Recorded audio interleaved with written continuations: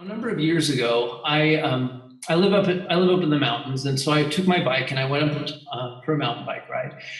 And while I was climbing, I just couldn't catch my breath. And I looked at my heart rate monitor, and it said that my heart rate was at 220. My initial reaction was, well, the stupid thing's broken. There must be something wrong. So I kept on climbing the mountain, and I noticed someone coming behind me. And I was trying to hurry up because I didn't want them to pass. And the guy still passed. And I recognized he was actually walking. He wasn't even on a bike. And it made me pause for a minute. I was thinking, well, what's going on? I got off my bike, rested for a minute, got back on, wanted to push myself. Eventually, I came back to my house, showered, and my heart was still racing. And I ended up going to the emergency room, and I was in atrial fibrillation. And the thing that sort of struck me is that I know what my heart rate monitor is. You can pull up a chart and it will say, this is your target zone, this is your exercise zone, this is the high intensity zone. I knew these different levels, yet when it was happening to me, I was not able to identify what my body was doing compared to the standards.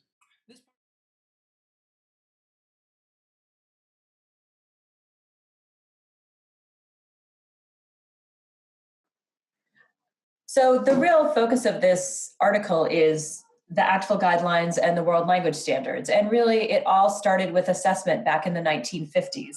Unlike some fields, assessment, I would say the standards fed into assessments that already existed rather than the standards being developed and then guiding the assessment. So it was more of an organic process, I'd say.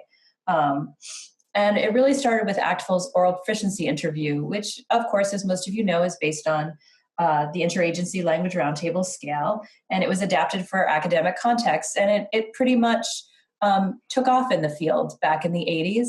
And back in those days, it was a face-to-face test, only of oral proficiency, and now there are over 250,000 ACTFL tests administered and rated according to the guidelines annually.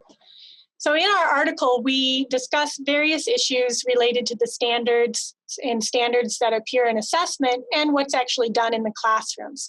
And we looked at the prior research on the 5 Cs, which is a great body of research. A lot of it was published in the Foreign Language Annals. And the 5 Cs are the areas of representation for language pedagogy across communication, cultures, connections, comparisons, and communities. And the graphic shows an equal representation of these 5 things when you look at ACTFL's graphic of the 5 Cs. Research has shown that in classrooms, teachers don't necessarily treat these equally. For example, there's observations that perhaps the comparisons and communities is emphasized less than communications or cultures. So the idea that's been put forth by the researchers is maybe there needs to be more of a balance of these 5 Cs in the curriculum and in assessments that are standards-based. But we also ponder in the article about whether this equal representation of the 5 Cs is desired, or is it just a hypothesis that sounds good? When we received the invitation to write this article, we decided to look a little bit about the history, sort of do a little bit of a retrospective on what's happened with the standards and how they've impacted assessment in the past, but then to look forward and to think a little bit about how they might emerge in the next 50 years.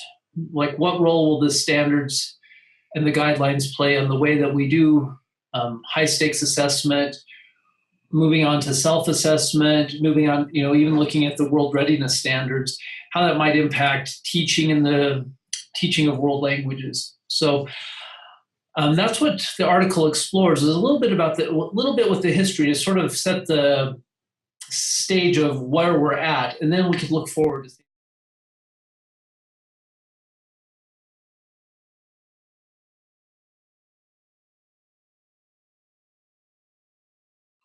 Thank you for watching our video. We had a great time working on this paper together. We think that it has some great things that we've discussed in it. We invite you to contact us if you have any questions, and would be happy to continue the dialogue with you.